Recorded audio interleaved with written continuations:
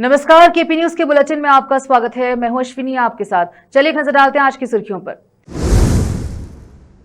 Guarantee लोगों तक सही तरीके से पहुंचानी चाहिए, अमृतराव चिमकोड़े ने कहा। बीदर में बेमौसम की बारिश दीपावली की धूमधाम में अड़चन बनी।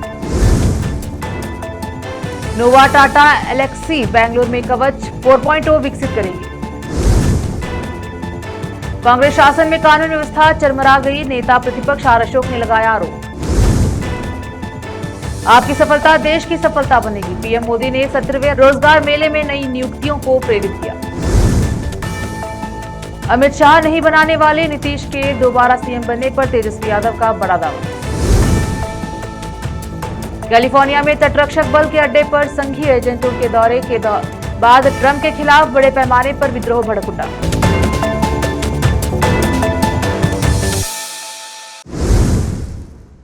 समाचारों का सिलसिला शुरू करते हुए देखते हैं समाचार विस्तार से। जिला गारंटी योजना कार्यान्वयन समिति के अध्यक्ष अमृतराव चिमकोड़े ने कहा कि राज्य सरकार की महत्वाकांक्षी 5 गारंटी लोगों तक सही तरीके से पहुंचनी चाहिए। उन्होंने शुक्रवार को जिला पंचायत हॉल में जिला पंचायत प्रगति समीक्षा बैठक की अध्यक्षता करते हुए ये बात कही।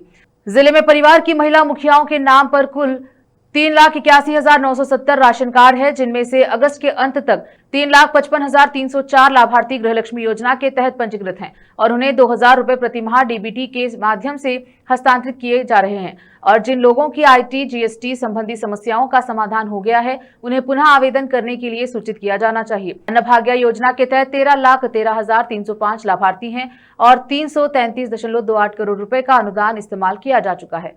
जुलाई 2023 से जनवरी 2025 तक 5 किलो चावल और शेष 5 किलो चावल डीबीटी के माध्यम से हस्तांतरित किया गया था, लेकिन फरवरी 2025 से 10 किलो चावल प्रदान किया जा रहा है और जुलाई से चावल के साथ कुल 10 किलो खाद्यान्न प्रदान किया जाएगा। यह सुनिश्चित किया जाना चाहिए कि राशन का चावल कालाबाजारी में न बिके और कुछ गांवों और टांडों में उचित मूल्य की दुकानें न होने और उन्हें इसे लेने के लिए दूसरे गांव जाना पड़े। ऐसी समस्याओं से बचने के लिए राशन उपकेंद्र स्थापित किए जाने चाहिए और लोगों को राशन दिया जाना चाहिए और अंगूठा बायोमेट्रिक लेने के तुरंत बाद राशन दिया जाना चाहिए।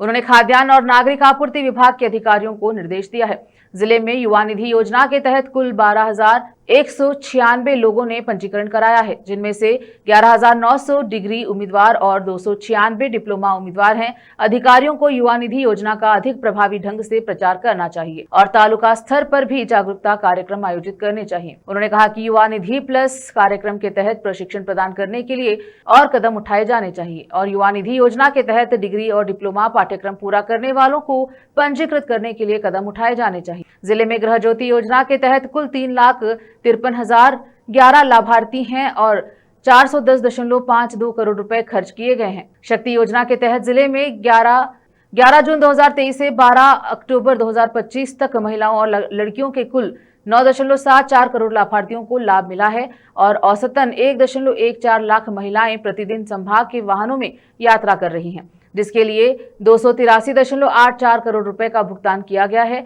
और प्रतिदिन यात्रियों से औसतन 33.24 लाख रुपए की कमाई हो रही है।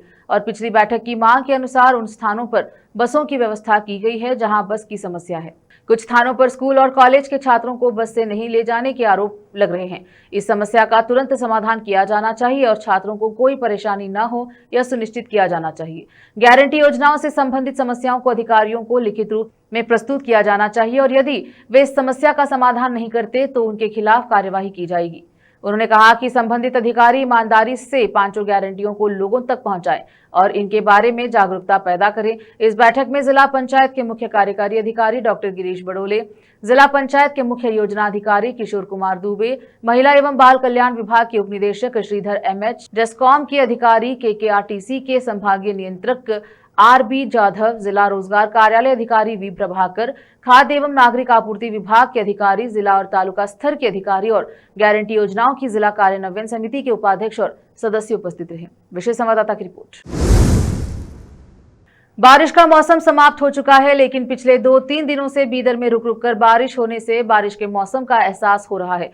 हालांकि दीपावली का त्योहार चल रहा है, जिससे शहर में दिन और खास करके रात के समय पूजा का आयोजन किया जा रहा है, लेकिन बारिश त्योहार की धूमधाम में बाधा डाल रही है। बारिश के कारण कारोबार पर भी असर पड़ रहा है, क्योंकि दीपावली की पूजा में इस्तेमाल होने वाली अधिक सामग्री शहर के विभिन्न चौराहों और सड़क किनारे लगे अस्थायी दुकानों से खरीदी जाती है, जिसमें फूल, फल सहित ईख आदि शामिल हैं। इन अस्थायी कारोबारियों के कारोबार में बारिश अड़चन डाल रही है। हालांकि यह बेमौसम की बारिश रुक रुक कर कुछ ही देर के लिए हो रही है और शहर के कुछ ही इलाकों में हो रही है। कैमरामैन पप्पूराज का कवरेज।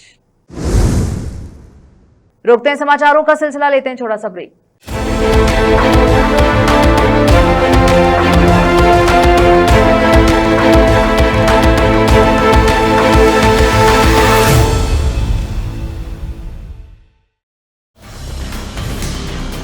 हिंदुस्तान के हर कोने में हम हैं मौजूद।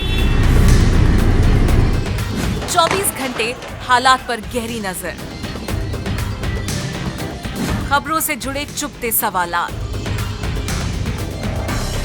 और आपको दिखाता है धार्मिक, सामाजिक, राजनीतिक,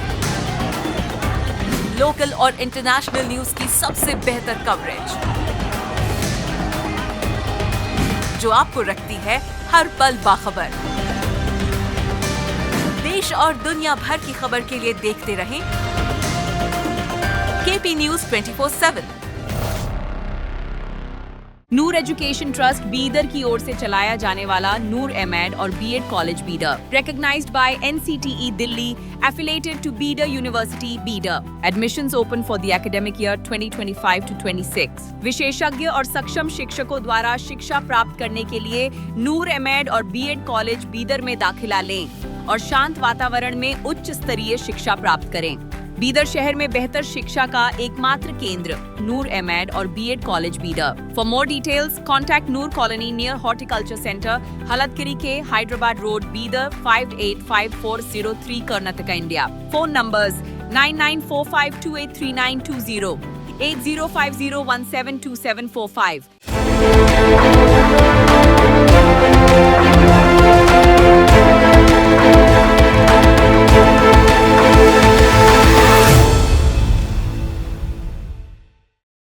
ब्रेक के बाद स्वागत है आपका। देखते हैं समाचार देश के। E2E ट्रांसपोर्टेशन इंफ्रास्ट्रक्चर लिमिटेड की डीप टेक सहायक कंपनी बेंगलुरु स्थित नोवा कंट्रोल टेक्नोलॉजिक्स ने गुरुवार को भारत की full stack rail original equipment manufacturer OEM के रूप में अपनी आधिकारिक शुरुआत की घोषणा की। नोवा भारत के स्वदेशी automatic train protection ATP system की अगली पीढ़ी कवच 4.0 के सह विकास के लिए टाटा एलेक्सी के साथ एक रणनीतिक साझेदारी में है। उद्घाटन के अवसर पर बोलते हुए IT-BT मंत्री प्रियांक खरगे ने कहा, हमारे पास लगभग 1 लाख किलोमीटर लंबा रेलवे नेटवर्क है और सालाना 8 अरब से ज्यादा यात्राएं होती हैं। पिछले 1 दशक में हमारे यहाँ लगभग 800 दुर्घटनाएं हुई हैं, 2500 से ज्यादा लोग घायल हुए हैं और लगभग 1000 लोगों की जान गई है, ऐसी जानें जिन्हें बचाया जा सकता था। आज यहाँ जो कुछ बनाया गया है वह न केवल भारतीय रेलवे में बल्कि वैश्विक रेल प्रणालियों में भी क्रांति ला सकता है।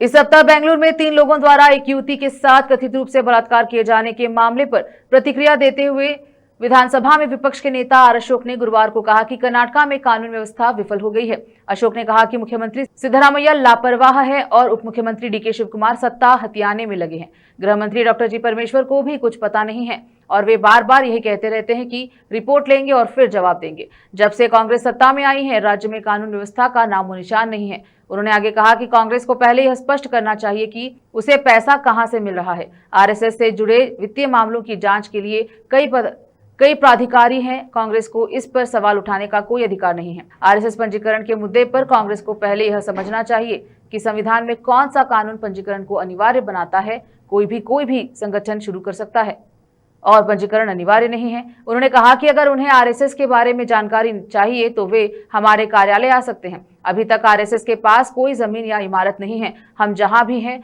वह स्थानीय नेताओं के नाम पर है। कर्नाटक सरकार स्नातक और प्री यूनिवर्सिटी कॉलेज के छात्रों को गुणवत्तापूर्ण शिक्षा प्रदान करने का दावा करती है, लेकिन सरकारी डिग्री कॉलेज के साथ साथ पब्लिक स्कूल PU के कॉलेजों में अतिथि व्याख्याताओं को कम वेतन, नौकरी की सुरक्षा और मातृत्व अवकाश के प्रावधान की कमी और यहां तक कि शौचालय जैसी बुनियादी सुविधाओं की अनुपलब्धता के कारण परेशानियों का सामना करना पड़ रहा है। सरकारी डिग्री कॉलेज में 11,000 से ज्यादा और पब्लिक स्कूल PU के कॉलेजों में 4,689 अतिथि व्याख्याता हैं। कुछ अतिथि व्याख्याताओं ने बताया है कि उनका वेतन डिग्री और PU कॉलेज के लोअर डिवीजन क्लर्क और स्थायी सफाई कर्मचारियों से भी कम है। हासन के एक सरकारी डिग्री कॉलेज में 20 साल से ज्यादा का अनुभव रखने वाले अतिथि व्याख्याता आरिफ कार्ले ने बताया कि पीयूसी अतिथि व्याख्याता का न्यूनतम वेतन 32,000 रुपए है, बशर्ते उम्मीदवार यूजीसी के मानदंडों के अनुसार पीएचडी या नेट स्लेट के सीईटी पास हो और उसे सरकारी कॉलेज में पढ़ने का कोई अनुभव ना हो। निजी कॉलेज में शिक्षण अनुभव की गणना नहीं की जाती। यदि आपके पास मास्टर डिग्री या एमफिल के साथ 10 साल का शिक्षण अनुभव है तो यह 36,000 रुपए है और शिक्षण अनुभव वाले पीएचडी उम्मीदवार के लिए 40,000 रुपए। यह वेतन एक निम्न श्रेणी क्लर्क के वेतन से कम है, जिसे 43,000 रुपए मिलते हैं, जिसमें महंगाई भत्ता, चिकित्सा सुविधाएं आदि शामिल हैं। इसी तरह पीयू के सरकारी कॉलेजों में अतिथि व्याख्याताओं का वेतन स्थायी सफाई कर्मचारियों और अटेंडरों से कम है। बेंगलुरु के एक पीयू सरकारी कॉलेज में अतिथि व्याख्याता राजेश भट्ट ने कहा है कि हमारा वेतन 14,000 रुपए प्रति माह है और काम के घंटे प्रति सप्ताह 15 घंटे हैं। हालांकि स्थायी सफाई कर्मचारियों और अटेंडरों का न्यूनतम वेतन 18,000 रुपए है और अधिकतम उनकी सेवा के वर्षों पर निर्भर करता है। रोकते हैं समाचारों का सिलसिला, लेते हैं छोटा सा ब्रेक। हिंदुस्तान के हर कोने में हम हैं मौजूद। 24 घंटे हालात पर गहरी नजर, खबरों से जुड़े चुपते सवालात और आपको दिखाता है धार्मिक, सामाजिक, राजनीतिक, लोकल और इंटरनेशनल न्यूज की सबसे बेहतर कवरेज, जो आपको रखती है हर पल बाखबर। देश और दुनिया भर की खबर के लिए देखते रहें केपी न्यूज 24/7। ब्रेक के बाद स्वागत है आपका, देखते हैं समाचार देश के। प्रधानमंत्री मोदी ने रोजगार मेले को वर्चुअली संबोधित किया। उन्होंने कहा कि नए नियुक्तियों की सफलता सिर्फ उनकी ही नहीं बल्कि पूरे देश की सफलता होगी।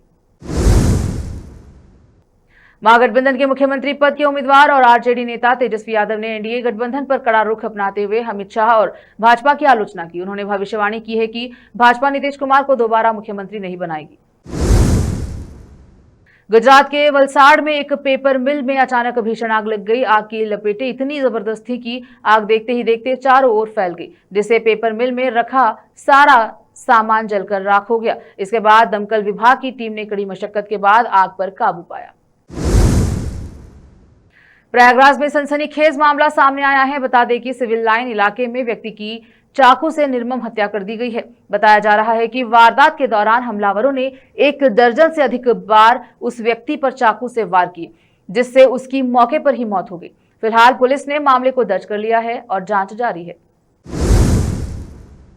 कर्नूल बस हादसे में बोलते हुए भाजपा प्रवक्ता विनुषा रेड्डी ने 24 अक्टूबर को कहा कि पूरी प्रक्रिया बहुत तेजी से चल रही है और शवों की पहचान जल्द ही कर ली जाएगी। विनुषा रेड्डी ने आगे कहा कि बस हैदराबाद से बेंगलुरु जा रही थी और इसी बस में कई लोग जिंदा जल गए। यहाँ प्रशासन ने बहुत तेजी से कार्यवाही की है। बस के अंदर कई लोग जल गए हैं और फॉरेंसिक विशेषज्ञ और डॉक्टर डीएनए जांच कर रहे हैं और यह पूरी प्रक्रिया बहुत तेजी से चल रही है और शवों की पहचान जल्द ही की जाएगी। अब वक्त एक छोटे से ब्रेक का, जल्द लौटेंगे ब्रेक के बाद। हिंदुस्तान के हर कोने में हम हैं मौजूद। 24 घंटे हालात पर गहरी नजर, खबरों से जुड़े चुपते सवालात और आपको दिखाता है धार्मिक, सामाजिक, राजनीतिक, लोकल और इंटरनेशनल न्यूज की सबसे बेहतर कवरेज, जो आपको रखती है हर पल बाखबर। देश और दुनिया भर की खबर के लिए देखते रहें केपी न्यूज 24/7। ब्रेक के बाद स्वागत है आपका, देखते हैं समाचार अंतर्राष्ट्रीय। तटरक्षक बेस पर संघीय एजेंटों के आगमन को लेकर हुए विद्रोह के दौरान अल्मेडा में प्रदर्शनकारियों की भारी भीड़ ने पुलिस का सामना किया। इस विद्रोही आंदोलन से पहले अमेरिकी राष्ट्रपति ने सोशल मीडिया पर घोषणा की है कि वह सैन फ्रांसिस्को में संघीय एजेंट नहीं भेजेंगे। फिर भी ट्रंप ने अपना फैसला वापस ले लिया है और अमेरिकी राष्ट्रपति डोनाल्ड ट्रंप ने अपने फैसले से अचानक पीछे हटने से डेमोक्रेटिक नेतृत्व वाले शहरों ने नागरिक हताश है। सूत्रों के अनुसार ट्रंप ने डेमोक्रेटिक्स पर दबाव बनाने की कोशिश की, क्योंकि उन्होंने पहले डेमोक्रेटिक नेतृत्व वाले शहरों में नेशनल गार्ड भेजने का वादा किया था, लेकिन अदालतों से मिली प्रतिक्रिया के कारण ट्रंप ने अमेरिका में डेमोक्रेटिक नेतृत्व वाले क्षेत्रों में राष्ट्रीय सैनिकों को भेजने में संकोच किया। फिर भी सैन फ्रांसिस्को की रिपोर्ट से पता चलता है कि ट्रंप के प्रशासन ने अवैध आव्रजन के खिलाफ प्रवर्तन को तेज करने के लिए 100 संघीय एजेंटों को भेजने की योजना बनाई है। पाकिस्तान द्वारा जम्मू कश्मीर पर जारी अवैध कब्जा दक्षिण एशिया के सबसे गंभीर और अनसुलझे मुद्दों में से एक बना हुआ है। 1947 में हुए शुरुआती आक्रमण के बाद से पाकिस्तान ने इस क्षेत्र के लिए बड़े हिस्से पर अवैध नियंत्रण बनाए रखा, जो मानवाधिकारों के व्यवस्थित हनन की विशेषता है, जिसमें यातना, मनमानी, गिरफ्तारियां, राजनीतिक असहमति का दमन और शांतिपूर्ण प्रदर्शनकारियों पर हिंसक कार्यवाही शामिल है। हर साल 22 अक्टूबर को United Kashmir peoples national party (यूकेपीएनपी) 1947 में जम्मू कश्मीर पर हुए पाकिस्तानी आक्रमण की याद में विरोध प्रदर्शन, रैलियां और सेमिनार आयोजित करती है। एक ऐसा दिन जिसे पार्टी राज्य के इतिहास का सबसे काला दिन कहती है। एक बार फिर से रोकते हैं समाचारों का सिलसिला, लेते हैं छोटा सा ब्रेक। हिंदुस्तान के हर कोने में हम हैं मौजूद। 24 घंटे हालात पर गहरी नजर, खबरों से जुड़े चुपते सवालात, और आपको दिखाता है धार्मिक, सामाजिक, राजनीतिक, लोकल और इंटरनेशनल न्यूज की सबसे बेहतर कवरेज, जो आपको रखती है हर पल बाखबर। देश और दुनिया भर की खबर के लिए देखते रहें केपी न्यूज 24/7। ब्रेक के बाद स्वागत है आपका। देखते हैं समाचार फिल्म जगत के। मुंबई में रकुलप्रीत सिंह को स्पॉट किया गया। इस दौरान रकुल फ्लोरल प्रिंट की ड्रेस में नजर आई। साथ ही एक्ट्रेस ने सनग्लासेस लगाकर अपना लुक कंप्लीट किया। उन्होंने वहां पहुंचते ही उनकी फोटोज लेने वालों की भीड़ लग गई, जिसके बाद उन्होंने पैप्स को जमकर पोज दिए और फिर अपनी कार में बैठकर वहां से रवाना हुई। एक नजर खेल जगत पर। क्रिकेट प्रशंसक सिडनी में भारत और ऑस्ट्रेलिया के बीच तीसरे एक दिवसीय मैच के लिए तैयार है। फिर से एक नजर आज की सुर्खियों पर। गारंटी लोगों तक सही तरीके से पहुंचानी चाहिए, अमृतराव चिमकोड़े ने कहा। बीदर में बेमौसम की बारिश, दीपावली की धूमधाम में अड़चन बनी।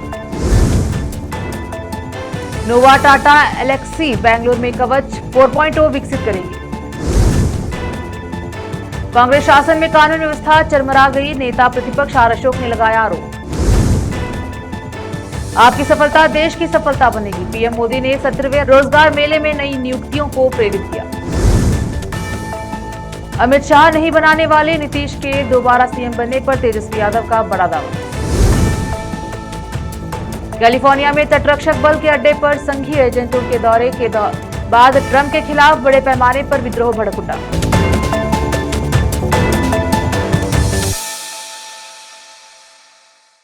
केपी न्यूज के बुलेटिन में अब तक के लिए इतना ही। देखते रहे केपी न्यूज 24/7। अन्य जानकारी के लिए चैनल को लाइक और सब्सक्राइब जरूर करें। धन्यवाद।